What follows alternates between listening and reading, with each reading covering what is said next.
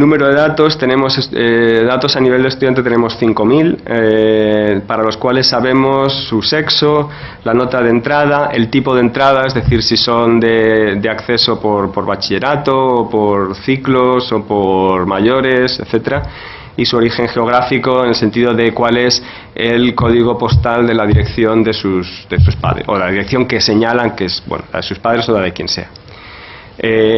Luego tenemos datos 2.500 grupos reducidos, para los cuales sabemos la identidad del profesor, la hora a la que se imparte la clase y el tamaño de la clase, y además tenemos durante 2 años las evaluaciones docentes de esos grupos. También tenemos 1.000 grupos magistrales para los que sabemos el horario y el tamaño de clase, pero para estos no tenemos ni las evaluaciones docentes de los profesores ni la identidad. Y finalmente, las notas a nivel de estudiante y asignatura, tenemos 68.000 observaciones donde sabemos la nota final, pero además, y esto es importante sobre todo para el estudio del tamaño de clase, desagregada por examen final, exámenes parciales y notas de clase. Entonces, esto es importante para ese estudio porque el examen final es idéntico para todo el mundo y además en casi todas las asignaturas se corrige de manera horizontal, es decir, el mismo profesor corrige la primera pregunta para los 500 estudiantes, otro profesor la siguiente pregunta, con lo cual si hay un impacto no es debido a que de pronto estás en un grupo pequeño y el profesor te evalúa mejor o peor, sino directamente el impacto tiene que ser del tamaño de clase, no del método de evaluación. Algunos, digamos, datos demográficos sobre características, pues hay 54% de mujeres, 4% extranjeros, la variable de orden alfabético está bien distribuida, la nota de entrada es bastante alta, estamos hablando de Carlos III, por tanto la media es un 7,2, solo hay un 4% que vengan de ciclos y el 95% vienen de bachillerato. Y la distribución de los distritos postales, pues el 32 es de Madrid ciudad y el resto son del sur el 19%, del oeste el 13% y el resto es otras, que incorpora incluso fuera de Madrid. Bien, características a nivel de los grupos, el tamaño medio del grupo reducido es de 27 y el máximo es 64 porque algunas veces se saltan, digamos, hay un máximo, pero es un máximo que alguna vez se puede saltar por algún motivo, o sea que hay algún grupo reducido de más de 40 por necesidades de gestión y el tamaño medio del grupo magistral es 63, bueno, y el resto es si se da, qué día de la semana se da y a qué hora, donde 3, el tiempo está codificado respecto a cuándo comienzan las clases. El 1 es la clase que comienza a las 9, el 2 la que comienza a las 10:45 y así sucesivamente. Bueno, variables de resultados que tenemos 3. Una es si alguien se presentó al examen, esto es de took exam, si pasó el examen, si aprobó, y la nota. Podemos mirar los impactos para distintos tipos de el porcentaje de aprobados, la nota numérica o si alguien se presentó. Luego para las evaluaciones docentes tenemos como también medidas cuánta gente las realizó, el nivel de satisfacción, medido siempre de 1 a 5, las horas de estudio también es de 1 a 5, aunque poca gente dice llega al máximo efectivo.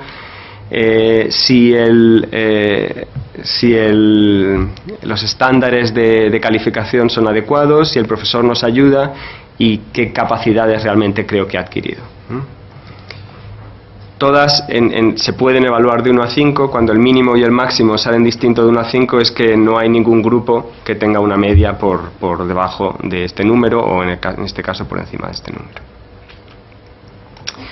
Bien, entonces primero teníamos que ver, si recuerdan, les había dicho que se les envía un correo electrónico al grupo tratado y se les dice que si quieres puedes mirar en esta dirección. Esto es lo que me decíamos, el consentimiento informado, y aquí se comprueba que obviamente no todo el mundo comprueba, pero queremos saber en qué se distinguen los que comprueban la nota de los que no comprueban la nota, teniendo en cuenta lo que sabemos de ellos, que no es todo. Entonces, chicos y chicas comprueban aproximadamente igual. Esto es lo que quiere decir, cuando hay estrellitas es que aquello realmente hay una diferencia, si no hay estrellitas hay que olvidar esa variable. Entonces la variable sexo no afecta a que se compruebe o no se compruebe la nota, la variable cuántos créditos has tomado hasta ese momento, es decir, puedes no haber tomado todos los créditos posibles pues porque, yo que sé, trabajas o porque algo, que en realidad me parece que no pueden hacer mucho de esto, pero el percentil que estás en la distribución parece que no impactan, pero lo que sí parece claramente impactar es la nota media. El número de checks quiere decir cuántas veces se mira, y checked es si miras o no miras. Entonces, este número de aquí lo que quiere decir es que las personas que están en la mitad superior de la distribución comprueban en media, hay una probabilidad del 13% superior a los que están por debajo de comprobar en qué posición está en la distribución. Por tanto, esto lo que nos quiere decir, entre otras cosas, es que no podemos hacer el análisis estadístico basándonos en los que han comprobado o no comprobado, porque estaríamos teniendo un sesgo debido a este problema. Entonces tenemos que hacer un análisis de lo que se llama intención de tratamiento. Vamos a ver los que queríamos tratar y vamos a compararlos con los que realmente, con los que no queríamos tratar. Entonces la diferencia, en algún sentido, tiene que ser una subestimación del efecto, porque hay alguna gente que podría haber sido tratada y no ha querido ser tratada y por tanto es comprobada. Pero en la dimensión de los que queríamos tratar, como la asignación es aleatoria, el efecto si sale significativo quiere decir que realmente existe. Bien.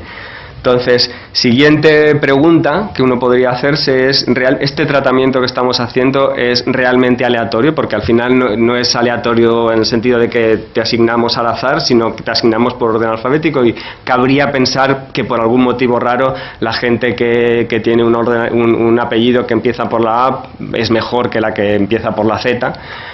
Y lo que podemos comprobar es que al menos al nivel de los observables, que son observables bastante interesantes, no parece haber diferencia. Entonces, aquí tenemos las diferencias en tratamiento. Aquí abajo son tratamiento y además comprobación. Entonces, los que realmente queremos tratar, no hay diferencias de sexo, no hay diferencias de nota de acceso, no hay diferencias de nota el curso anterior a empezar el tratamiento o de número de créditos que han acabado de tomar antes del tratamiento. Con lo cual, parece que estamos relativamente seguros de que no ha habido unas diferencias que vengan por ese lado. Obviamente sí que tiene algún impacto el hecho de comprobar, pero esto ya lo sabíamos por lo que hemos mirado antes. Vale, pues entonces lo siguiente es la siguiente pregunta importante es saber si el tratamiento realmente afecta al conocimiento de los estudiantes sobre cuál es su posición en la distribución, porque podría haber dos inconvenientes, que lo miren y se les olvide, o que lo miren y se lo cuenten al de la otra clase que no ha sido tratado, con lo cual hay una contaminación del conocimiento y que hace que en realidad más o menos el grupo tratado y el de control tengan el mismo conocimiento. Entonces, para comprobarlo, lo que hicimos fue una encuesta a los estudiantes, en este caso los que pudimos coger, que fueron los de Economía y los de Administración de Empresas, cuando iban a hacer iban a presentar el trabajo de fin de grado. Como todas las nuevas titulaciones, los estudiantes de grado tienen que hacer un trabajo de fin de grado y tienen que presentarlo públicamente. Entonces nos fuimos, en junio nos fuimos Manuel y yo, y luego en septiembre, ya que no estábamos por ahí, tuvimos que dejar a un estudiante de doctorado y nos fuimos a las aulas donde sabíamos que se realizaban los exámenes de las presentaciones públicas, los trabajos de fin de grado. Íbamos cogiendo a los chicos y chicas que estaban por allí y íbamos preguntándoles para hacerlo lo mínimo invasivo posible. Habría sido más interesante hacer una encuesta más grande y con más variables, pero nos daba miedo que no contestaran, que lo vieran muy invasivo y entonces tuviéramos un problema de atrición en la contestación que invalidaría bastante el resultado. Así que una pregunta mínima, les preguntábamos: tú, de 1 a 300 y pico que hay en tu titulación, entran contigo en tu titulación, ¿en qué posición crees que estás? Esto es lo que les preguntábamos. Y lo que queríamos comprobar es y sabíamos además, como sabíamos los chicos que presentan por grupo el trabajo de fin de grado, pues sabíamos a qué grupo pertenecían, por tanto sabíamos si eran de un grupo tratado o de un grupo de control. Y entonces lo que comprobamos es que efectivamente la gente del grupo tratado cometía menos errores. El error absoluto de la diferencia entre su posición real y la posición que creían que estaban era bastante menor en el grupo tratado que en el grupo de control. Esto es lo que dice aquí. De hecho, es más interesante casi verlo gráficamente y además separado por hombres y mujeres. De hecho, este gráfico está mal, tiene la etiqueta mal. Aquí queríamos decir, este es el gráfico de hombres no tratados y este es el gráfico de hombres tratados, y aquí al revés. Este es el gráfico de mujeres no tratadas, o sea que este sí tiene bien la etiqueta, y este es el gráfico de mujeres tratadas.